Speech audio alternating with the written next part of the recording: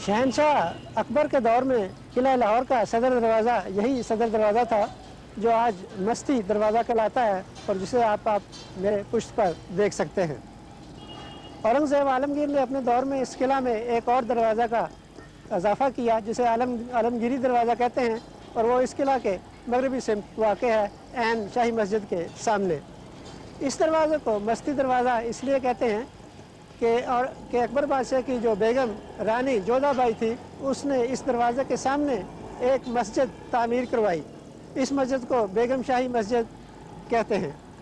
इस मस्जिद को जब से तामीर करवाया गया इस दरवाज़े का नाम मस्जिदी दरवाज़ा हो गया और चूँकि मस्जिद को पंजाबी में मस्जिद भी कहते हैं यह दरवाज़ा मसीती दरवाज़ा भी कहलाने लगा और फिर वहाँ से बिगड़ कर यह मस्ती दरवाज़ा बन गया। इसके सामने जो मस्जिद है जिसे बेगम शाही मस्जिद या मरियम ज़मानी मस्जिद कहते हैं वही हमारा आज का मौजू है। आइए उस मस्जिद की जानब चलते हैं और उसके आर्किटेक्चर का एक मुताला करते हैं।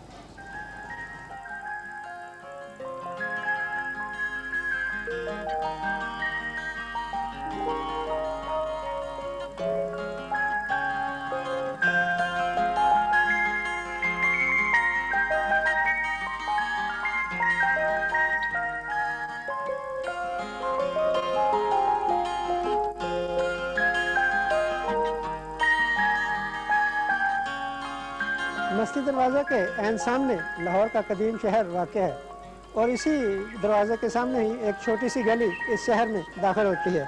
इसी गली से चलते हुए अगर आप मशरक़ की सिमत चलें तो थोड़ी दूर जाकर आपको एक दरवाज़ा इसी गली की दाईं जानब नज़र आएगा।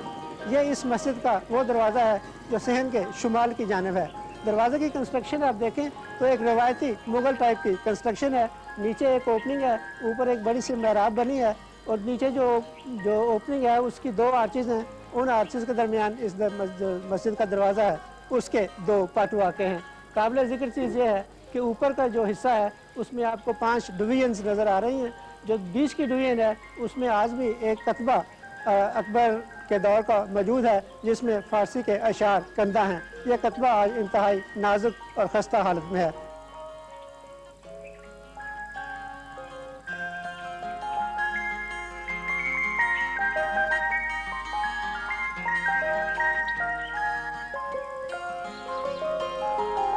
इसके बाद आइए चलते हैं और इस मस्जिद का जो दूसरा दरवाज़ा और असल दरवाज़ा है उसकी जानब और उसकी कंस्ट्रक्शन को देखते हैं। और यह है इस मस्जिद का मशरक़ी दरवाज़ा जो सहन के मशरक़ी सिमत में वाक़ है और यही इसका असल दरवाज़ा था। इससे अंदर जो ही हम दाखिल होते हैं उससे पहले हमें दरवाज़े के ऐन ऊपर एक तख्ता नज़र आता है जिस पर मस्जिद बेगम शाही आज भी दर्ज है। इस दरवाज़े की बाकी कंस्ट्रक्शन वैसे ही है जैसे आपने शिमाली दरवाज़े की देखी थी। इस पर भी इस दरवाज़े पे ऊपर जो महराब है उस पर आज भी मुगलिया दौर के निशानात बाकी हैं। चाहे आप इस मस्जिद में शुमाल की सिमत से दाखिल हों या जो मेन दरवाज़ा मेरे पुष्ट पे है मशरक़ की सिमत उससे आपको अंदर दाखिल होते ही तकरीबन 4-5 फुट नीचे उतरना पड़ता है। 4 सीढ़ियाँ तो आप मेरे पीछे ही देख रहे हैं और एक सीढ़ी मेरे बिल्कुल सामने वाक़ है और तकरीबन हर सीढ़ी 1 फुट ऊँची वाक़ है। सहन तमाम का तमाम ईंटों का बना हुआ है और ऐन मुमकिन है कि अकबर बादशाह के दौर में जब ये मस्जिद तामीर कराई गई इसका सहन ईंटों का ही बना हो। मस्जिद के वस्त में एक तालाब है। ये तालाब वज़ू के लिए इस्तेमाल होता है और यह सतह ज़मीन से काफ़ी ऊपर उठा हुआ है। इस मस्जिद के बारे में मैं आपको ये भी बता दूँ कि अबुल फजल आईन अकबरी में लिखता है कि इस मस्जिद को भगवंत दास ने तामीर कराया। ये बात हकीकत से दूर लगती है। भगवंत दास बिहारी महल का बेटा था और अकबर बादशाह की जो महारानी जोधाबाई थी उसका भाई था। ऐन मुमकिन है कि भगवंत दास ने इस मस्जिद की जो तामीर है उसकी सुपरविजन की हो।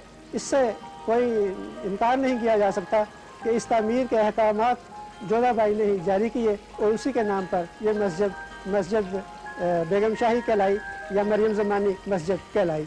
अब आइए हम घूम कर इस तरफ से मस्जिद का जो सहन है उसकी जानब चलते हैं। मस्जिद के सहन का एतराफ़ का जायज़ा इस तरह है कि शुमाली सिमत जहाँ एक छोटा सा दरवाज़ा अंदर आने के लिए है और जिसमें नीचे उतरने के लिए सीढ़ी वाक़ है उसके दाएं और बाएं जानब कुछ हुजरे पाए जाते हैं।